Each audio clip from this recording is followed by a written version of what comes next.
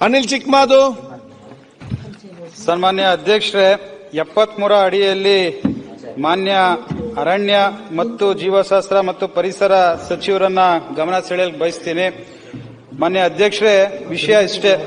ಮೈಸೂರು ಜಿಲ್ಲೆ ಸರಗೂರು ತಾಲೂಕು ಮತ್ತು ನಂಜನಗೂಡು ತಾಲೂಕಿನ ಗಡಿ ಪ್ರದೇಶದಲ್ಲಿ ಯಡಿಯಾಲ ವ್ಯಾಪ್ತಿಗೆ ಬರತಕ್ಕಂಥ ಬಂಡೀಪುರ ಹುಲಿ ಸಂರಕ್ಷಣೆ ಪ್ರದೇಶದಲ್ಲಿ ಬೆಲ್ಲದಕುಪ್ಪೆ ಶ್ರೀ ಮಹದೇಶ್ವರ ಸ್ವಾಮಿ ದೇವಸ್ಥಾನದ ಕಳೆದ 2 ವರ್ಷದಿಂದ ಧಾರ್ಮಿಕ ದತ್ತು ಇಲಾಖೆಗೆ ವಶಕ್ಕೆ ಪಡೆದ ನಂತರ ಶತಮಾನಗಳಿಂದ ಆಚರಿಸ ಬರ್ತಕ್ಕಂಥ ಪದ್ಧತಿಯನ್ನ ಈಗ ಅರಣ್ಯ ಇಲಾಖೆಯಿಂದ ರದ್ದುಗೊಳಿಸಿರ್ತಕ್ಕಂಥದ್ದು ತಾಲೂಕಿನ ಭಕ್ತಾದಿಗಳಿಗೆ ಒಂದು ಆ ಭಾವನೆಗೆ ಅವರ ಒಂದು ಭಾವನೆಗೆ ಒಂದು ಉಂಟಾಗ್ತದೆ. ಆದ್ರಿಂದ ಮಾನ್ಯ ಸಚಿವರು ಇಲ್ಲಿ ಉತ್ತರವನ್ನ ಕೊಟ್ಟಿದ್ದಾರೆ ಅಧ್ಯಕ್ಷರೇ. ಇದರ 1-2 ಕ್ಲಾರಿಫಿಕೇಶನ್ ಮಾನ್ಯ ಮಂತ್ರಿಗಳಲ್ಲಿ ನಾನು ಕೇಳಲು ಬಯಸ್ತೀನಿ.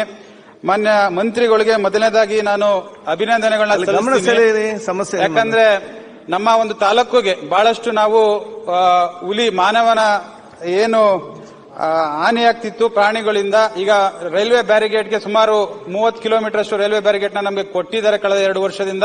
ಆದ್ರಿಂದ ಸ್ವಲ್ಪ ಸಮಸ್ಯೆಗೆ ಉತ್ತರ ನಮಗೆ ಸಿಕ್ಕಿದೆ. ಇಲ್ಲಿ ನಾವು ಎದುರಿಸ್ತಕ್ಕಂಥ ಸಮಸ್ಯೆ, ಇಲ್ಲಿ 40 ವರ್ಷದಿಂದ ಆ ಒಂದು ಒಳಗಡೆ ಪ್ರವೇಶಕ್ಕೆ ಬಿಡ್ತಿದ್ರು. ಒಂದು ಟ್ರಸ್ಟ್ ನ ವತಿಯಿಂದ ಜಾತ್ರೆ ಮಹೋತ್ಸವ ನಡೀತಿತ್ತು. ಬಹಳ ವಿಜೃಂಭಣೆಯಿಂದ 2 ಲಕ್ಷ 3 ಲಕ್ಷ ಜನ ಪ್ರತಿ ವರ್ಷ ಹೋಗ್ತಿದ್ರು ಅಧ್ಯಕ್ಷರೇ. ಆದ್ರೆ ಈ ಸತಿ ನಾವು ಕಳೆದ ಶಿವರಾತ್ರಿ ದಿವಸ ನಾವೇ ಕರೆ ಮಾಡಿ ಯಾವುದೇ ಕಾರಣಕ್ಕೂ ಅಲ್ಲಿ ಒಳಗಡೆ ಬಿಡ್ತಿರ್ಲಿಲ್ಲ. ಆದ್ರೆ ಇದಕ್ಕೆ ಶಾಶ್ವತವಾಗಿ ನಾವು ಇದಕ್ಕೆ ಪರಿಹಾರವನ್ನ ಕಂಡಿಸ್ಕೋಬೇಕಾಗ್ತದೆ. ಯಾಕಂದ್ರೆ ಇಲ್ಲೇ ನಮ್ಮ ಮುಜರಾಯಿ ಸಚಿವರಿದ್ದಾರೆ, ಅರಣ್ಯ ಇಲಾಖೆ ಸಚಿವರಿದ್ದಾರೆ. ಪ್ರತಿ ದಿವಸ ನಾವು ಈ ಸಮಸ್ಯೆನ ಎದುರಿಸ್ತಿದೀವಿ.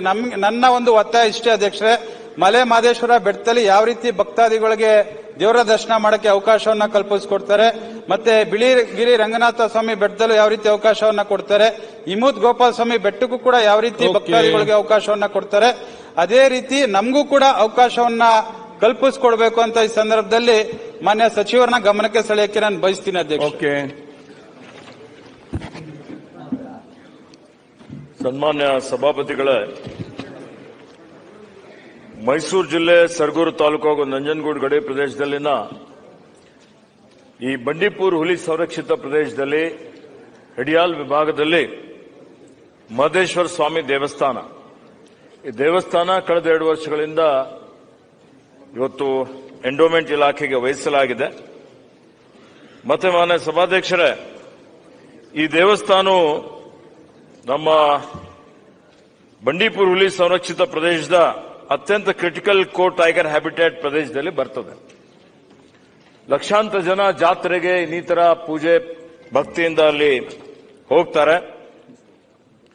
ಹೀಗಾಗಿ ಇವತ್ತು ನಾವು ನ್ಯಾಷನಲ್ ಟೈಗರ್ ರಿಸರ್ವ್ ಏನೊಂದು ನಿಯಮಾವಳಿಗಳಿದೆ ನಮ್ಮಲ್ಲಿ, ಟೈಗರ್ ಕನ್ಸರ್ವೇಷನ್ ಅಥಾರಿಟಿ ನಿಯಮಾವಳಿಗಳ ಪ್ರಕಾರ ಇವತ್ತು ಭಕ್ತಾದಿಗಳಿಗಾಗಲಿ ಅಥವಾ ಬೇರೆಯವರಿಗೆ ಅಲ್ಲಿ ಪ್ರವೇಶ ಎಲ್ಲ ನಿರ್ಬಂಧ ಇದೆ.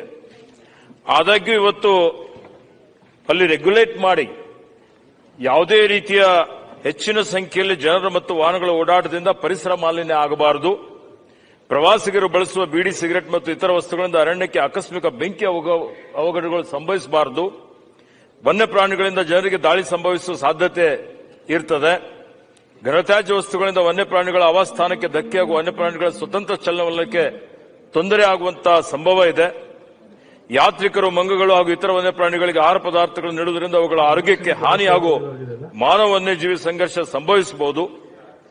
ಇವೆಲ್ಲವನ್ನೂ ಗಮನದಲ್ಲಿಟ್ಟುಕೊಂಡು ಜಾತ್ರೆ ಆಗುವಂತಹ ಸಂದರ್ಭದಲ್ಲಿ ಇವತ್ತು ಖಾಸಗಿ ವಾಹನಗಳ ಪ್ರವೇಶ ನಿರ್ಬಂಧ ಮಾಡಲಾಗಿದೆ.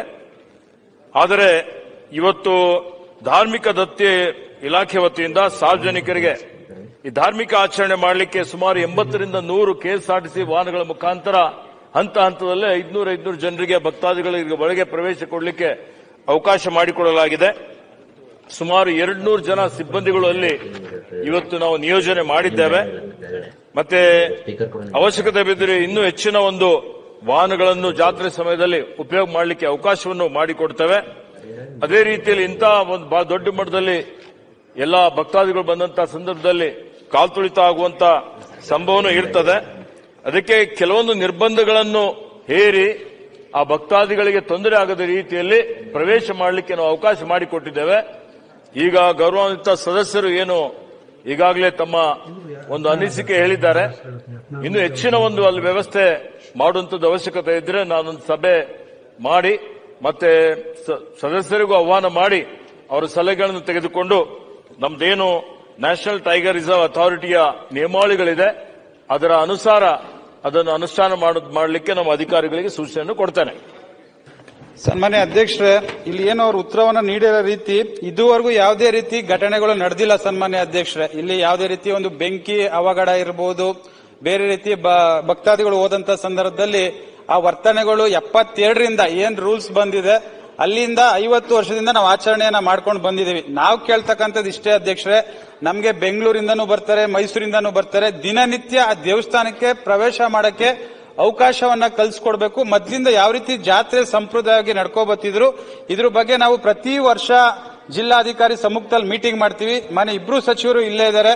ಇದನ್ನ ಹೈಪರ್ ಕಮಿಟಿ ಮೀಟಿಂಗ್ ಅಲ್ಲಿ ಒಂದು ಡಿಸೈಡ್ ಮಾಡಿ ಪ್ರತಿನಿತ್ಯ ಅಲ್ಲಿ ಭಕ್ತಾದಿಗಳಿಗೆ ಅವಕಾಶವನ್ನ ಕಲ್ಪಿಸಿಕೊಡ್ಬೇಕು ಅಂತ ನಾನು ಮನವಿ ಮಾಡ್ತೀನಿ ಅಧ್ಯಕ್ಷರೇ.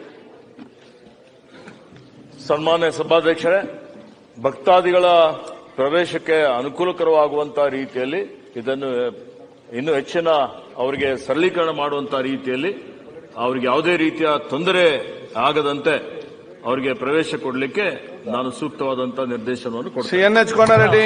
ಮನೆ ಅಧ್ಯಕ್ಷ, ಈಗ ತಿರುಪತಿ ಐತಿ, ಅದೇ ರೀತಿ ಶ್ರೀಶೈಲ ಐತಿ ಆಂಧ್ರದಲ್ಲಿ, ಅವು ಕೂಡ ಫಾರೆಸ್ಟ್ ಅಲ್ಲಿ ಇರುವಂತ ಟೆಂಪಲ್ಗಳು. ಅಲ್ಲಿ ಕೂಡ ಸಾಕಷ್ಟು ಜನ ಹೋಗ್ತಾರಲ್ಲ, ಅವ್ರು ಏನ್ ಸಿಸ್ಟಮ್ ಮಾಡ್ಯಾರ ನೋಡ್ರಿ ಆ ಟೈಪ್. ಓಕೆ, ಮಾಡ್ತಾ ಡೋಂಟ್ ವರಿ. ಮಲೆ ಮಹದೇಶ್ವರ ದೊಡ್ಡ NH